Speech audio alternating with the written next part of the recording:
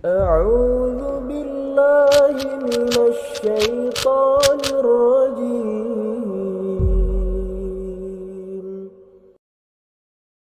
Alhamdulillah alladzi ahyana ba'dama amatana wa ilaihin nusyur.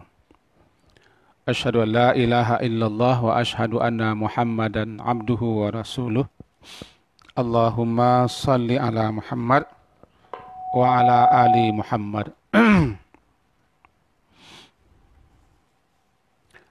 Melanjutkan kajian kita atau ta'lim kita. Pada pagi hari ini kita lanjutkan kajian yang terputus Sabtu pagi kemarin kalau tidak salah.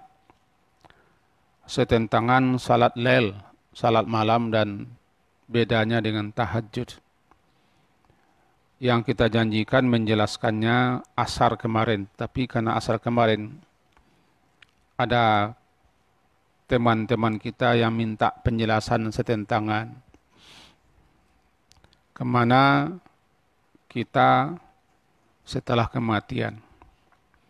Maka itu yang terlebih dulu kita jelaskan. Dan sekarang kembali kita sambung atau kita lanjutkan. Kita dasarkan kepada hadis. Hadisnya hadis riwayat Imam Tirmizi. Berbunyi begini. Daripada Bilal an Bilalin anna Rasulullah sallallahu alaihi wasallam qala alaikum bi qiyamil laili fa innahu da'bus salihin qablakum wa inna qiyamal laili qurbatun ilallah wa manhatun anil ithmi wa takfirul lissayiat wa mat'aradatun lidda' anil jasad. Alaikum, hendaklah atau jagalah salat malam, qiyamul lail, karena dia pertama da'bus salihin,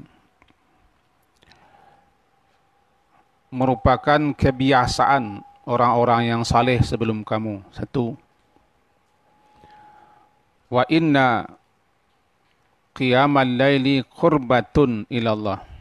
Qiyamul lail itu merupakan jalan untuk mendekatkan diri kepada Allah.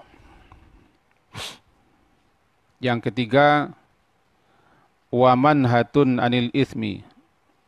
Dia dapat mencegah, menghambat, menghalangi, menahan orang untuk berbuat dosa. Yang keempat, takfirul lissayiat. Dia dapat menutupi, menghapus berbagai macam kesalahan-kesalahan atau dosa-dosa. Wa mataradatun lidda'i jasad.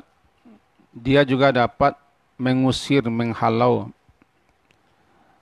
penyakit-penyakit yang ada di jasad. Ini hadis diriwayatkan oleh Imam Tirmizi, dikatakan sebagai hadis hasan. Mari kita pahami dan kita renungkan ini. Sebagaimana yang kita jelaskan kemarin bahwa salat malam adalah salat-salat sunat yang kita lakukan yang waktunya terbentang. Semenjak selesai salat Isya sampai menjelang Fajar Siddiq atau sampai menjelang masuknya waktu subuh. Di waktu itu apabila kita lakukan salat minimal 2 rakaat atau 1 rakaat tiba di witir, maka sudah dianggap orang salat malam. Yang disebut dengan salatul lail atau qiyamul lail.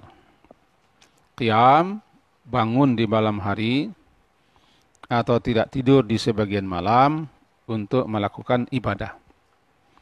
Maka salatul lail termasuk qiyamul lail. Qiyamul lail itu salah satunya salatul lail. Khusus untuk tahajud, sebagaimana kita jelaskan, tahajud adalah bangun setelah tidur di malam hari untuk melaksanakan salat. Maka disebutlah dia dengan salat tahajud. Waktu terbaiknya sepertiga malam tinggal. Allah turun ke langit dunia ketika malam tinggal sepertiga. Maka ketika itu siapapun yang meminta dengan sungguh-sungguh penuh harap dan keyakinan, Allah akan beri. Itu janji Allah. Dan siapapun yang berdoa di waktu itu, doanya akan dikabulkan kalau dia berdoa sesuai dengan adab-adab, kaifiat, tata cara, dan tuntunan Rasulullah SAW. Dan ketika itu siapapun yang minta ampun, Allah akan ampuni dosa-dosanya. Itulah keistimewaan sepertiga malam akhir itu. Sampai menjelang subuh masuk. Dan itulah waktu terbaik untuk tahajud. Kemudian ditutup dan diakhirilah salat malam itu dengan witir. Walaupun tidak wajib menutupnya dengan witir. Karena witir ada juga dilaksanakan Nabi setelah Isya. Juga beliau mengisyaratkan boleh dikerjakan sebelum tidur atau di tengah malam. Dan yang terbaiknya di ujung malam. Sebagai penutup atau yang mengakhiri salat-salat sunat malam. Ija'alu akhira salatikumul lail al-witra. Jadikanlah akhir penutup daripada salat malam kamu salat witir. Maka di bulan Ramadan ini siapa yang suka menunda witirnya sampai ke parak siang, sampai nanti ke sahur, maka itu lebih bagus. Jika dia akan melakukan salat malam panjang dan lama. Tetapi kalau dia cemas tidak akan bangun di tengah malam atau di ujung malam atau ketika sahur malas dia, maka tutup sajalah salat malam atau salat tarawih itu dengan witir. Cuman kalau tersentak lagi, dia kepingin salat mutlak atau salat apa saja. Kalau memang dia itu pendapat dan keinginannya, karena memang ada juga ulama membolehkan seperti itu, silakan salat di tengah malam itu, berapa rakaat yang ketujuh yang suka. Kemudian tidak ada lagi witir. Karena la witrani fi lailatin. Tidak ada dua kali witir dalam satu malam itu. Witir hanya satu kali. Maka berarti siapa yang sudah menutup salat malamnya dengan witir, sekira atau andaikan dia itu bangun di tengah malam, kepingin dia salat, tidak ada lagi witir. Tetapi sebagaimana kita sebutkan subuh kemarin, bagi orang-orang yang memahami dan berpendapat serta berpegang dan serta bersikukuh dia dengan mengatakan bahwa tidak ada salat di bulan Ramadan atau di luar Ramadan itu melebihi 11 rakaat.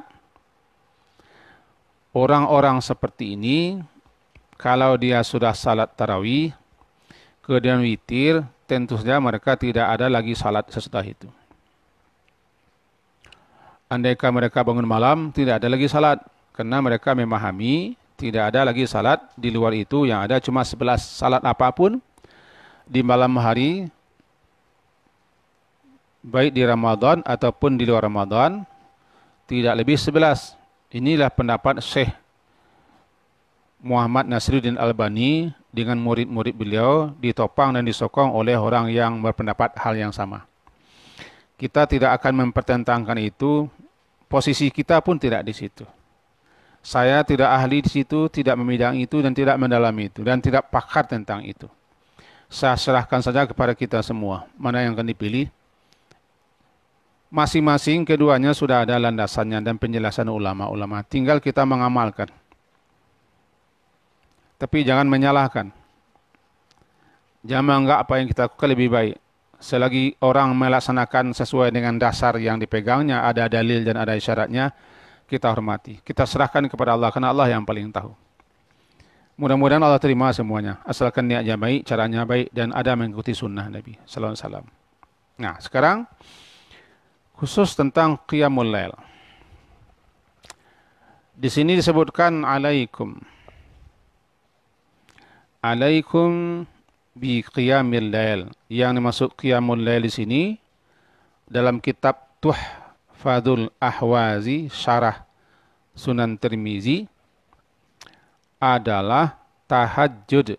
Nah, mestilah, haruslah, atau hendaklah, atau jagalah olehmu salat malam. Nah, alaikum bi qiyamil lail. Qiyamil lail sini maksudnya tahajud.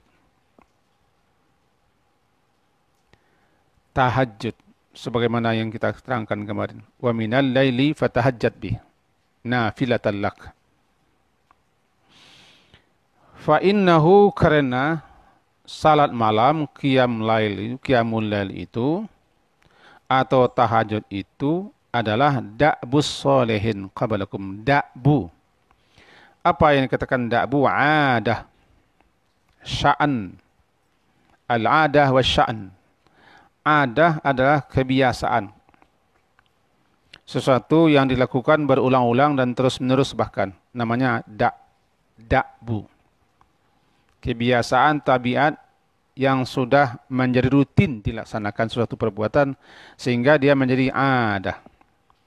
Adah adalah sesuatu pekerjaan yang kembali diulangkan. Kembali diulangi, kembali diulangi, kembali menjadi adah.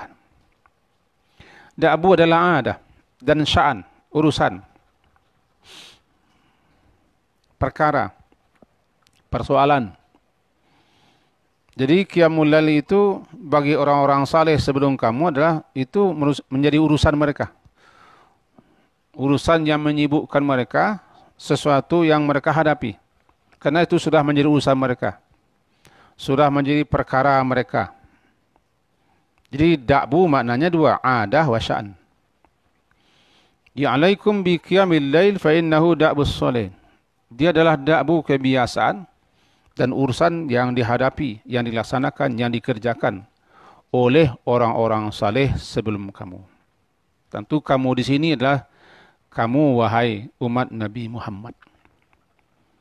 Sebab Nabi bersabda ketika itu kepada para sahabat-sahabat, tentu sebelum kamu, wahai para sahabat, orang-orang saleh dulu. Sebelum kalian, sebelum aku diutus, kebiasaan mereka, adah mereka, sesuatu yang telah rutin mereka kerjakan dan menjadi sya'an mereka adalah salat malam. Satu. Yang kedua, wa inna qiyamal laili qurbatun ilallah. Qurbatun ilallah adalah jalan untuk mendekatkan diri kepada Allah. Qurbah, pendekatan.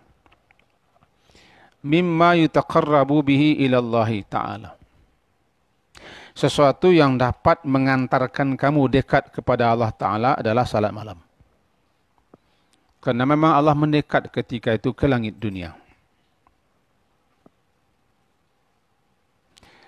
Suasananya atau waktunya di mana Allah turun ke langit dunia. Satu.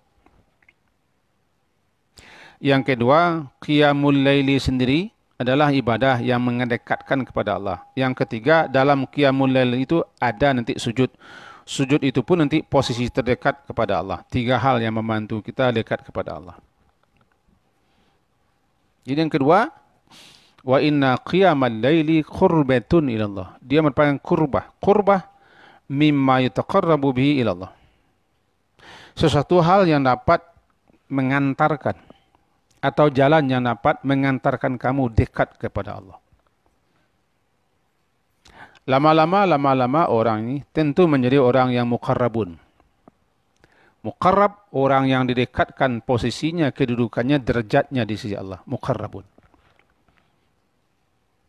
Bertakarub kepada Allah adalah upaya untuk mendekatkan diri kepada Allah dengan melakukan amal-amal saleh. Medan perpacuan bagi orang-orang untuk mendekatkan diri kepada Allah bukan dalam hal-hal yang wajib, tapi dalam hal-hal yang sunat. Kalau dalam hal wajib, semua kaum muslimin yang tahu dengan kewajibannya pasti dilaksanakannya. Tapi medan perpacuan mereka, gelanggang tempat mereka berlomba bersaing adalah dalam hal-hal yang sifatnya sunnah. termasuk salat. Jadi kalau kita ingin meikii, menandingi, mendahului, memacu orang lain, perbanyak ibadah-ibadah sunat, ibadah-ibadah sunat yang diam-diam dikerjakan tidak tahu orang. Sebab kalau tahu orang nanti khawatir kita. Angku mudoria dan gadih ria nanti datang dia. Tenang-tenang saja. Bisa salat, bisa sedekah, bisa membantu, bisa lapangkan, bisa memudahkan. Bisa berbuat baik kepada orang lain. Semua amalan-amalan yang disunnahkan. Baik amalan badan, amalan harta, pikiran, ilmu. Apapun yang kita berikan kepada orang lain, semuanya apabila dilakukan dan ikhlas dalam rangka mengharap dari Allah, itu adalah suatu jalan yang dapat mengantarkan kita dekat kepada Allah. Lama-lama nanti orang ini, karena dia sudah sering bertakarub kepada Allah, lama-lama dia dekat dengan Allah, dan Allah mengangkatnya, derajatnya. Sehingga makin dekatlah posisinya dengan Allah. Salah satunya adalah salat malam. Wa inna qiyamal laili qurbatun ilallah. 2. Yang ketiga, wa manhatun anil ithmi. Manhah. Manhah itu kata orang pandai berbahasa Arab. Itu adalah masdar mimi namanya. Masdar mimi. Apa tuh masdar mimi? Tanya saya lah kepada orang yang pandai nahwu saraf. Saya tidak pandai, saya hanya membaca saja. Ini ustaz-ustaz kita banyak di sini. Apa yang maksud dengan masdar mimi? Masdar mimi bimakna isim fa'il. Maka maknanya lah nahiyah. Jadi manhah masdar mimi bimakna isim fa'il berarti nahiyah, yang dapat melarang. Yang dapat menghambat, dapat mencegah. Manhatun ay nahiyatun. Salat malam itu, di samping salat-salat lain, lebih khusus salat malam itu, dia adalah manhatun anil ismi. Menghalangi, menghambat, mencegah orang daripada berbuat dosa. Pada umumnya salat itu kan mencegah orang berbuat dosa. Inna salata tanha anil fahsyai wal munkar. Surat Al-Ankabut. Ayat 45 kan? Inna salata tanha anil fahsyai wal munkar. Dalam surat Hud juga berbunyi, aqimis salah pangkalnya, nanti ujungnya innal hasanati yudhibnas sayiat. Surat Hud, surat ke-11 ayat 115. Sesungguhnya kebaikan-kebaikan yang kamu lakukan itu, yaitu salat 5 waktu antara lain, dia dapat menghilangkan, menyingkirkan berbagai macam kesalahan. Maka salat malam itu termasuk bahagian daripada salat.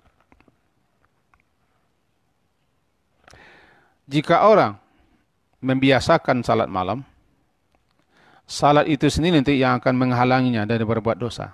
Anil ithmi. Itu pengaruh salat. Panjang-panjang, 3 itu 3. Yang keempat, wa takfirun lissayiat. Takfir.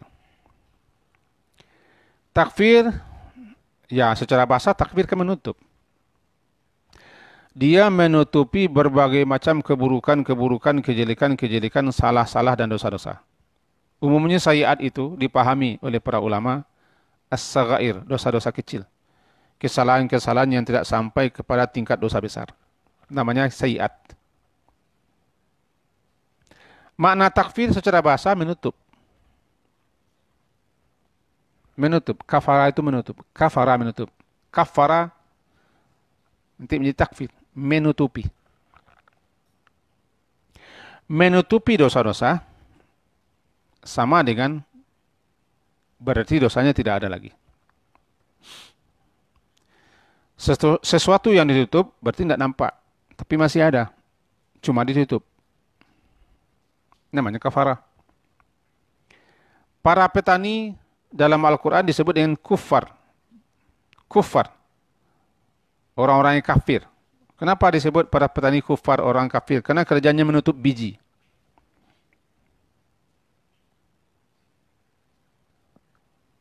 Kerja petani itu menutupi biji-biji dengan di tanah. Menutupi itu namanya kafarah. Orang yang menutup kafir.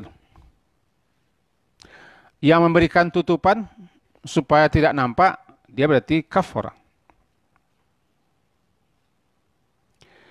Di salat malam, takfir lisayat, menutupi, atau ada juga yang memahami menutupi dalam arti kata menghapus, menghapus segala macam kesalahan-kesalahan, keburukan-keburukan, dosa-dosa kecil, tanpa minta ampun. Karena Allah menutupi dosa seseorang, ada kalanya tanpa kita minta ampun. Cuma lantaran kita itu mengerjakan amalan saleh yang Allah ridai. Sebagai balasannya Allah tutupi dosa kita. Sebagai balasannya Allah tutupi dosa kita. Beriman dan beramal saleh itu mendapat balasan ditutupinya dosa-dosa. Walladzina amanu bima unzila ala Muhammadin wa huwal haqqu mir rabbihim. Orang-orang yang beriman terhadap apa yang diturunkan Allah kepada Nabi Muhammad dan apa yang diturunkan adalah benar, dihapuskan dosa-dosanya. Yukaffir anhum, dihapuskan dosa-dosa. Salat malam menghapuskan dosa-dosa tanpa kita minta ampun. Karena Allah menjadikan salat malam itu amal saleh, di mana amal saleh bila dilakukan dengan ikhlas sesuai dengan pedoman tuntunan dan petunjuk Rasul,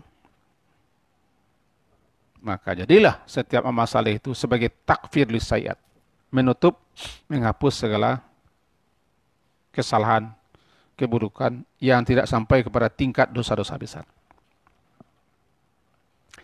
Bahkan ulama menyebutkan, tidak salah saya berpendapat Imam Ibnu Qayyim, kalau tidak salah ingat saya. Jika tidak ada dosa-dosa kecil yang akan dihapuskannya, dosa-dosa besar dikuranginya. Begitu. Tapi rasanya mustahil pula kita-kita ini, yang tidak ada dosa kecil. Kalau orang manusianya seperti kita juga, tipe-tipenya seperti saya, ini pasti banyak dosa kecil. Di samping dosa besar. Lihatlah bentuk saya ini. Kalau masih bentuk saya juga, orangnya masih ada salahnya. Banyak kekurangan, banyak kelalaian, banyak kelengan. Tidak boleh kita mewujud. Fala tuzakku anfusakum. Kamu jangan merasa sok bersih lah. Wallahu yuzakki man yasha. Allah yang akan mensucikan siapa yang dia kehendaki. Jangan kamu sok bersih, sok suci. Mengaku sajalah bersalah. Mengaku bersalah itu kan sudah sebagai ampunan itu. Salat malam sebagai penghapus kesalahan. Terakhir yang kelima. Matradatun, matradah, mim, ta, ra, dal, dan ta marbutah. Matradah. Lidda'i anil jasad. Ini kemarin ditanya oleh salah seorang ustaz kita ini. Matradah. Apa itu matradah? Matradah bermakna tarid, mub'id, lidda' anil badan. Matradah mengusir, menghalau, membuang, menyingkirkan. Ya, menghalau, mengusir, membuang, menyingkirkan. Apa yang dihalau, diusir, dibuang, disingkirkannya? Ada penyakit. Penyakit apa? Penyakit badan. Dijelaskan dalam hadis ini, yang diusirnya itu adalah lidda'i anil jasad, penyakit hati, penyakit badan. Penyakit hati juga pasti diusirnya, penyakit badan. Sudah dilakukan oleh para ahli-ahli kesehatan itu.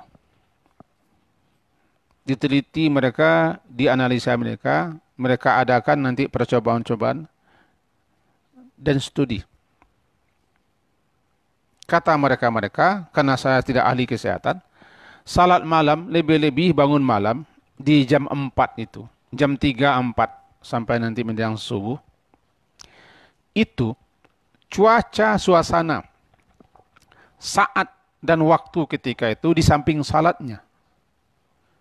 Di samping salatnya, di samping doa-doa dan zikir-zikirnya, di samping ucapan-ucapan salatnya, di samping ibadahnya, suasananya, cuacanya, waktunya itu.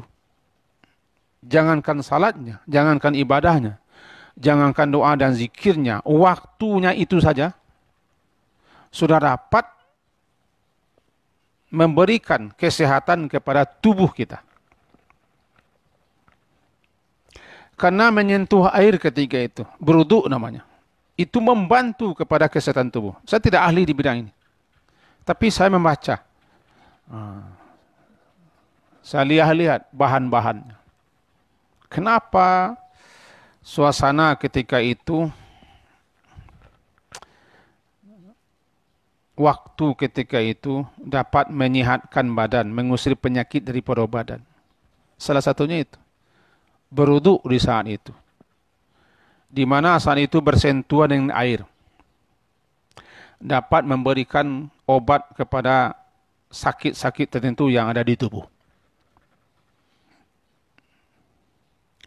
Belum lagi ibadahnya. Belum lagi salatnya. Belum lagi doa dan zikirnya. Belum lagi ketenangan diri yang kita peroleh. Karena ketenangan diri ketika itu dapat menurunkan tingkat stres. Dapat menguatkan imun. Karena stres itu menghilangkan imun. Menghilangkan kecemasan, ketakutan, kekhawatiran tentang dunia. Ini dia salat malam itu. Juga dia dapat mencahayai diri, mencahayai tubuh, mencahayai wajah. Dapat menimbulkan kecantikan. Wah ini. Ini Ustaz Dian bertanya kemarin. Saya baca katanya dalam suatu chattingan. Salat malam itu bisa memberikan kecantikan, kejernihan wajah kepada orang-orang yang salat. Apa memang benar itu? Cobalah kata saya. Kalau makin hari makin rancak dan makin tampan wajah Dian, ya lanjutkan. Cuma pernah orang bertanya kepada Al-Hasan Al-Basri,